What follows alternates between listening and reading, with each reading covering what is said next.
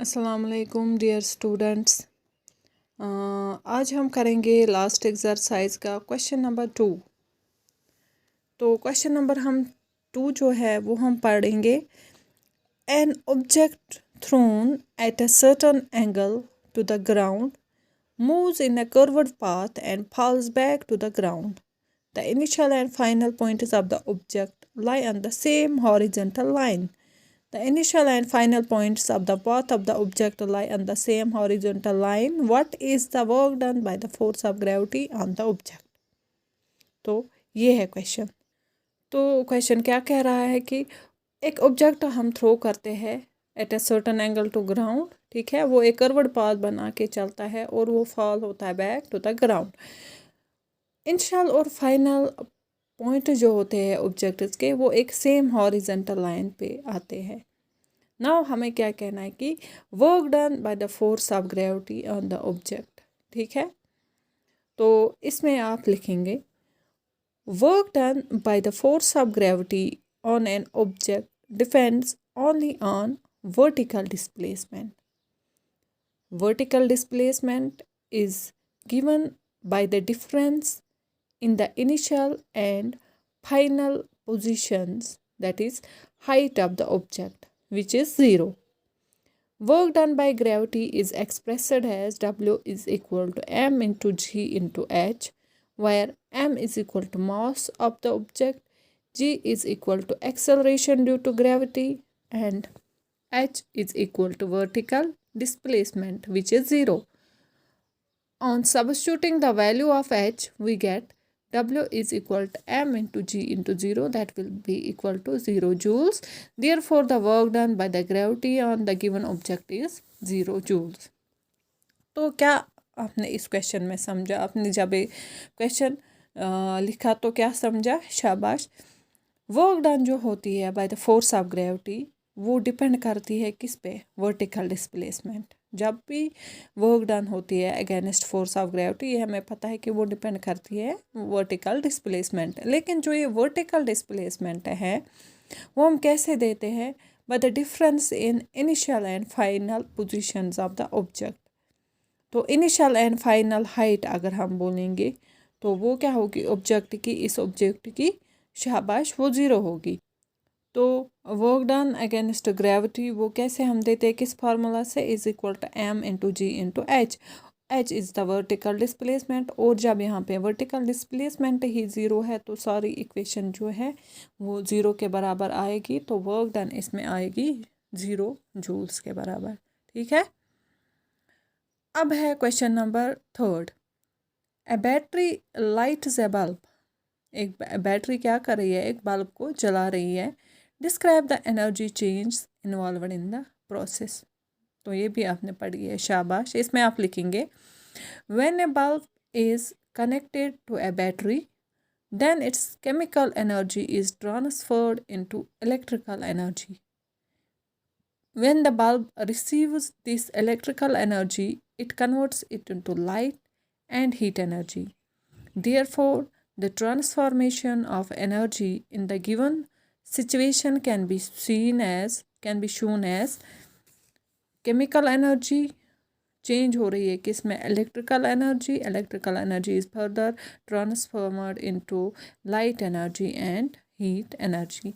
तो जब भी हम एक बैटरी से बल्ब को जलाते हैं, पहले क्या होता है कि बैटरी में कौन सी एनर्जी होती है? वो केमिकल एनर्जी, वो ट्रांसफ़र होती है पहले किस में? इलेक्ट्रिकल एनर्जी में, ठीक है ना। उसके बाद जो इलेक्ट्रिकल एनर्जी होती है, जब वो बल्ब रिसीव करेगा ना इलेक्ट्रिकल एनर्जी, तो वो उसको फर्दर कन्वर्ट करेगा किस में? Light energy and heat energy में। तो इसमें हमने इसलिए कहा कि जो एनर्जी ट्रांसफॉर्मेशन थी वो क्या है? Chemical energy into electrical energy, और इलेक्ट्रिकल एनर्जी बाद में चेंज होती जाती है किस में? चेंज हो जाती है into light energy and heat energy. Now question number 4। Certain force acting on a 20 kg mass changes its velocity from 5 meter per second to 2 meter per second. Calculate the work done by the force. कुछ force act कर रहा है एक 20 kg मास पे, और वो इसकी जो वेलोसिटी है वो चेंज कर रहा है फ्रॉम 5 मीटर पर सेकंड टू 2 मीटर पर सेकंड। अब हमें यहाँ पे निकालनी है वर्क डन कितना हुआ इस फोर्स से। ठीक, तो इसमें आप सोल्यूशन लिखेंगे। We know that the change in kinetic energy is equal to the work done. हमें ये भी पता है कि काइनेटिक एनर्जी होती है बराबर किसके, चेंज इन काइनेटिक एनर्जी जो होती है वो होती है equal to work done. So let us calculate the kinetic energy at v is equal to 5 metre पर second and v is equal 2 metre पर सेकंड। तो kinetic energy is given by the expression E K v is equal to 1/2 of mv square, where E K क्या होता है, kinetic energy of object moving with a velocity v, m is the mass of the object.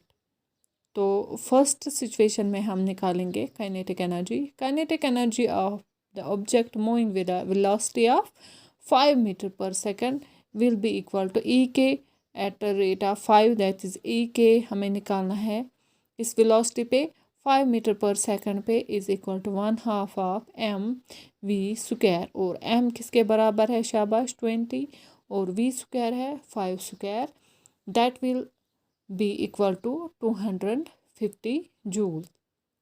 Now second situation में हम क्या करेंगे, second case में kinetic energy when the object was moving with a velocity of 2 metre पर second. अब हम निकालेंगे kinetic energy जब ऑब्जेक्ट मूव कर रहा था किस वेलोसिटी पे, 2 मीटर पर सेकंड पे। तो E K at 2 will be equal to 1/2 of m that is 20 into v square, that is 2 square will be equal to 40 joules. Therefore work done by the force किसके बराबर हमने कहा कि change in kinetic energy E के 2 minus E के 5 that will be equal to 40 minus 250 that will come out to be minus 210 joules. Here the negative sign shows that the force is acting in the direction opposite to the motion of the object. तो क्या करते हैं हम इस question को समझने के लिए, देखो यहाँ पे ध्यान रखेंगे। तो ऑलरेडी जब हमने क्वेश्चन पढ़ा तो हमें यहीं से पता चला कि जो हमें आंसर आना चाहिए वो नेगेटिव में आना चाहिए, क्योंकि जब यहाँ पे फोर्स एक्ट हुआ है एक बॉडी पे जो मूव कर रहा था विद वेलोसिटी 5 मीटर पर सेकंड, अब उसकी रिटार्डेशन हुई है ना, शाबाश, उसकी जो वेलोसिटी है वो 5 से आई है 2 मीटर पर सेकंड।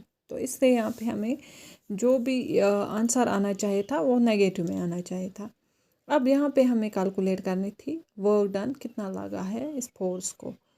तो हमने यहाँ पे कहा कि हम वर्क डन कैसे निकालेंगे इस क्वेश्चन में, चेंज इन काइनेटिक एनर्जी से। ठीक है, तो चेंज इन काइनेटिक एनर्जी कैसे हम निकालेंगे, that is change in kinetic energy हम निकालेंगे, काइनेटिक एनर्जी फाइनल वेलोसिटी पे क्या थी और इनिशियल वेलोसिटी पे कौन सी काइनेटिक एनर्जी थी, उनको हम फाइनल माइनस इनिशियल को, फाइनल को इनिशियल को माइनस करेंगे फाइनल से, दैट इज़ वाई हमने यहाँ पे लिखा ई के 2 माइनस ई के 5। ठीक है, तो इस इक्वेशन, अब हमने इस क्वेश्चन में यही कहा कि हम काइनेटिक एनर्जी पहले निकालेंगे एट 5 मीटर पर second, that is initial velocity जब थी 5 मीटर पर सेकंड, तब क्या काइनेटिक एनर्जी थी, तो वो हमने निकाली 250 जूल्स। उसके बाद हमने देखा कि काइनेटिक एनर्जी क्या थी जब इसकी वेलोसिटी थी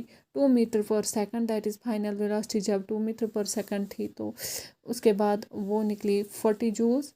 उसके बाद हमने देखा कि वर्क डन कैसे निकालेंगे by the force, final kinetic energy minus initial kinetic energy, मतलब काइनेटिक एनर्जी एट 2 मीटर पर second minus kinetic energy at 5 metre पर सेकंड क्या थी, वो क्या थी 40 minus 250, that will come out to be minus 210 joules. ठीक है, तो ये क्वेश्चन समझ आया। इसलिए मैंने यहाँ पे आपको पहले ही कहा था कि यहाँ पे हमें आंसर आना चाहिए था नेगेटिव में। ठीक है, तो आज के टॉपिक में हम इतना ही पढ़ेंगे।